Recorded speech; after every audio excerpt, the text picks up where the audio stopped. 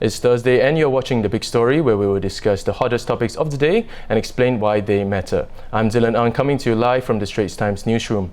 We begin with the evacuation of 92 Singaporeans from Wuhan. They touched down in Changi Airport this morning. In a statement, the Ministry of Foreign Affairs said MFA consular officers accompanied the Scoot flight to facilitate the ground operations at Wuhan. Those with fever or respiratory symptoms will be taken to designated hospitals for further examination. The remaining passengers, including the MFA consular officers who facilitated their return, will be quarantined for 14 days. In other developments back home, the government has announced that it will give out 4 face masks to each Singapore household.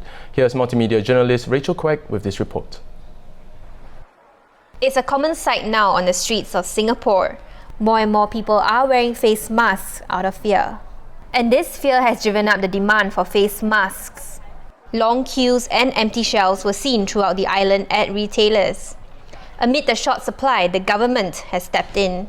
We are doing this to assure Singaporeans that every family will have access to masks if someone in your family really needs it. Meaning to say, if someone in your family falls sick and needs to go out to see a doctor, then you will have the mask at hand for that contingency.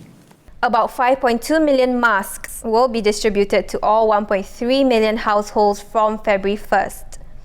Sealed in a bag of 4, the masks will be made available progressively at 89 community centres and 654 residence committee or RC centres.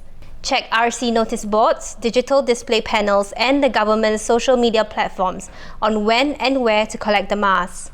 For those who are not able to collect them in person, the People's Association will mobilise volunteers to send the masks to them. Meanwhile, those trying to make a quick buck by selling masks at inflated prices will be taken to task. As many of you know, there are reports of masks being resold at much higher prices. It is wrong for the resellers to try to take advantage of this situation to profit here. We will not allow this to happen. As more details about the Wuhan coronavirus emerge by the day and the situation is quickly evolving, the government is calling for Singaporeans to remain calm. Rachel Quek, The Straits Times.